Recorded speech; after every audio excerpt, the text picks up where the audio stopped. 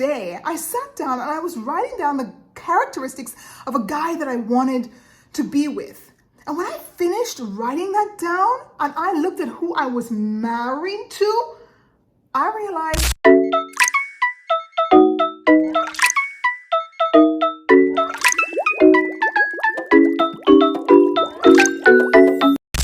hello and welcome back to my channel. I am Addie and you are here to receive your daily dose of me, Addie. I dish out awesomeness and amazingness, all about mindset, manifestation, and magic, okay? And today is going to be no different. I am ready to dish out amazingness. I'm going to answer a question today, and within that question, you're going to receive whether it's some magic information, something on manifestation, and something on a mindset, right? That's usually what's wrapped up in the goodness that I put out. Now I'm going to put my little disclaimer here.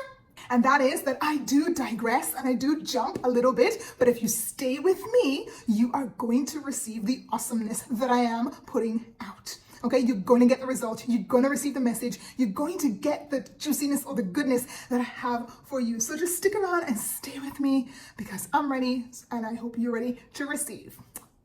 Okay, so let's get into it. Let me just check that message again.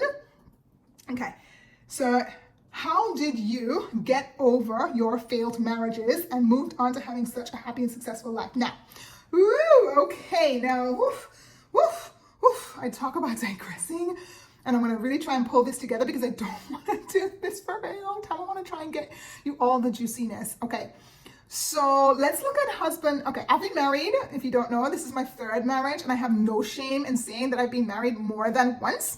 Every one of those marriages had their purpose and their time, and I'm going to share with you from marriage 2 to marriage 3, okay? I'm not going to go through marriage number 1 because I don't feel like there's much there for me to share with you right now. That's going to give you the magic and the manifestation and the mindset that I want to give to you right now. We can talk about that at another time. I'm going to tell you that my ex cheated on me, okay? And if you want to know the story about that and how I found out and how it unfolded, and that's like juicy in its own way and has its own magic within it. If you want to know about that, just comment down below juicy and I'll make a video on that for you. But for right now, let us go back to my ex and when the whole thing like exploded and what it meant and how I dealt with it to now come to the space where I'm in, where I am married to the man of my dreams and I have 2 beautiful kids and I live in the UAE and I live my, what I call my rich life, my abundant life, where I'm happy, I'm healthy, and I'm wholesome.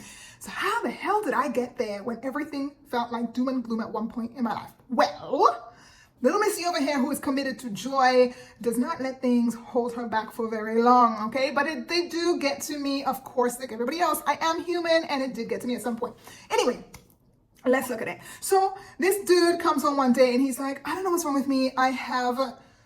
I just don't feel right. I'm gonna go move to my mom's for the weekend. And I was like, okay. So your mom, they live like 1 minute driving away, right? So I was like, okay, no big deal. It's no big deal that he's gonna move there. It became a big deal when I went downstairs and the dude was packing his shit. Like he was packing. I'm like, you said a weekend. That's your work stuff. Like, where are you going? I'm going to my mom's. I don't know what's wrong with me. Anyway, to cut a long story short, it got really sad for me really fast. My marriage went from summer to winter overnight. And before I knew it, I lost a bunch of weight and I was feeling the worst I ever felt in my life because I didn't understand what was happening. And I left and I went back home to the Caribbean because I had no answers. Now, we're not going to go through the whole how did I discover he was cheating on me because like I said, if you want to know about that, right, in the comment box below, juicy, and we'll talk about that in another video. But that's when I found out he was cheating on me. And when I came back, instead of getting rid of this dude, I was so fixated on winning him back. I was so fixated on, I can make this work. I was so fixated on, better the devil you know than the devil you don't. Like, just make it work, girl. Now, why? Why was I so fixated on that? Well, I was fixated on that because my lovely dad, and it's no fault of his, it is how my perception of it, when he put my veil over my face in that marriage, he said to me, I hope that this is the last time you have to do this. Now, I thought He meant that in the literal sense, that this is the last time, child. Please don't embarrass me. And this is the last time I am going to be walking you down the aisle. Like, please do not do this again. That's how I took it. So I didn't want to shame the dude. So I figured, like, lots of people have been through shit in their life that I could just fix it. I could just keep it quiet and I can fix it.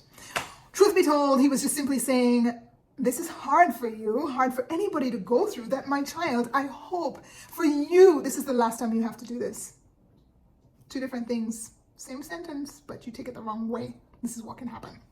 Anyway, long story short, my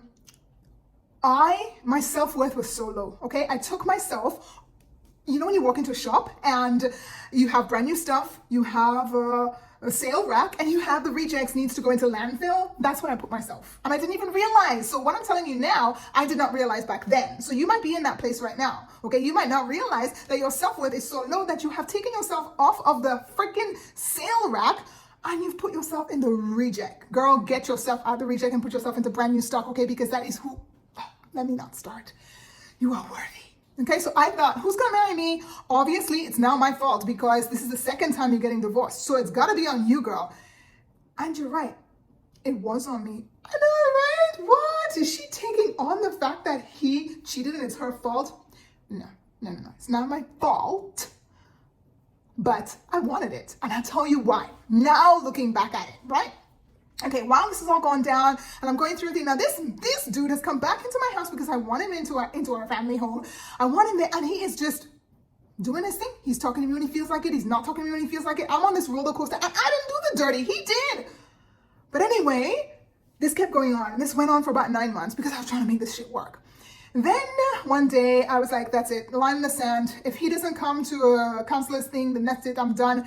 And of course he didn't. So then that was it. I was done. My girlfriend came, she packed my shit, she moved me to her place, and there became another story again in itself. But let's pull it back again.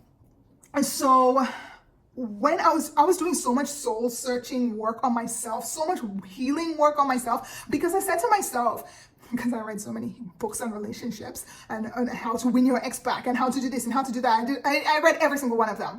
But something that stuck out for me was like, work on you. Work on you so that when you go into another relationship, or if you win that person back, you are a better person. Don't worry about them. Worry about you. So I did that. I did so much soul work on me. And as a coach myself, so I had a lot of mindset stuff naturally anyway, but now all the relationship stuff was now with me. And I did all this internal work. So I promised myself that if I found a new relationship, if I moved on to a new relationship, I was not going to carry that baggage with me. But I didn't have to carry that anyway because it gets really good. The story gets really good. Okay, so I did all this work on me. And then one day I sat down and I was writing down the characteristics of a guy that I wanted to be with. And when I finished writing that down and I looked at who I was married to, I realized there were chalk and cheese, and I didn't want to be with this person anymore. Now, this person served the absolute purpose of being with me at that time. I cannot deny that. He was absolutely freaking amazing, and I'm so grateful for our paths crossing. No, I'm not upset with the quote unquote cheating. And yes, I can sit down and have dinner with him if I have to. I'm so past that point when you listen to this bit. So when I looked, I realized like, oh my God, I did not want to be with that person anymore. And to ask that person to change is not fair. It just means I don't want to be. If you cannot be with somebody wholeheartedly and you need them to change every single thing about them, then sweetie, you don't want to be with them. And you need to own that shit. Because if you don't own that shit, the universe tries to help you. And so the universe just went, okay, you don't want to do this because for fear of you're going to cause problems with your dad and your family and shame and whatever else. And you're going to stay there until this marriage probably fizzles out for the next 10 years. So I'm going to hit it hard. I'm going to give you a reason. I'm going to help you become a victim so you have an escape. Yes, I said that. And I hope that rings a bell for you too. Look at yourself in your life and see where you could be looking for an escape route rather than being honest. If I had just simply said, I don't want this relationship anymore, or we have outgrown each other, or whatever the case is, and moved on, but we get so caught up in other people's opinions that we stay there and we make our lives a living hell.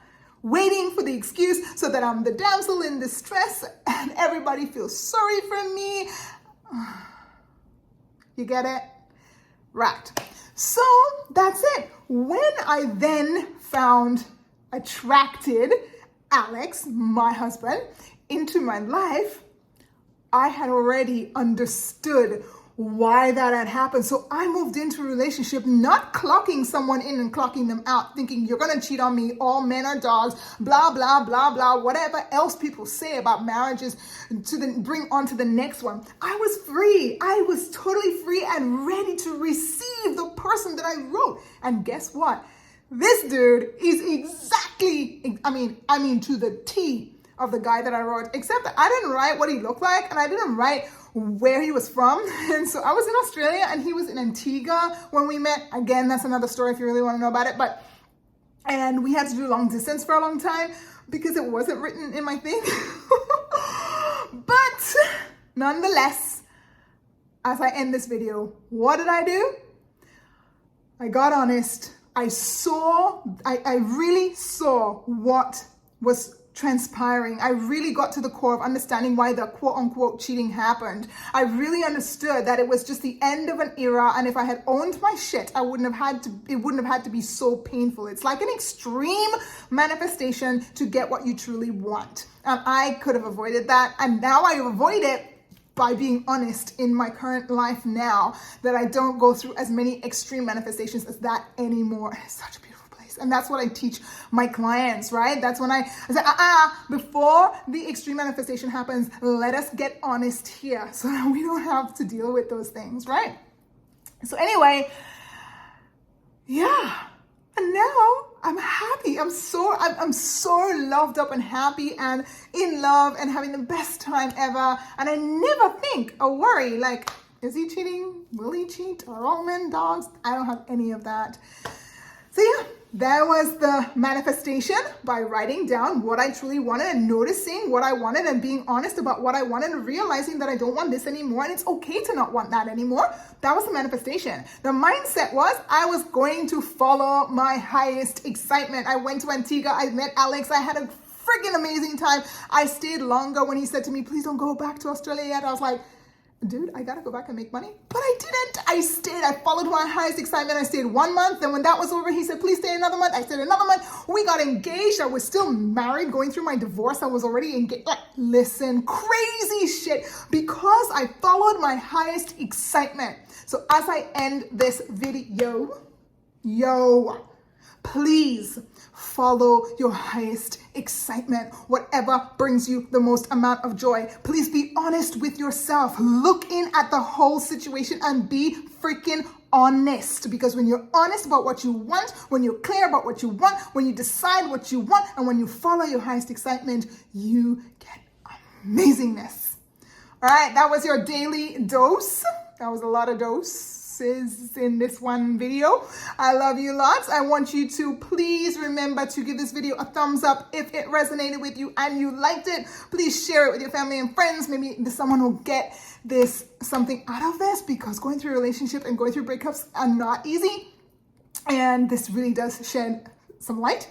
And finally, please subscribe to my channel if you like this, because I want to make more stuff for you guys. So I want you to receive the notification. I don't just want to make it and then it just goes off into thin air. I want to make it so that you will receive it. So please, if you hit the subscribe button, then you will get the notification of when your daily dose of Addie. Until then, I love you and I'll see you later.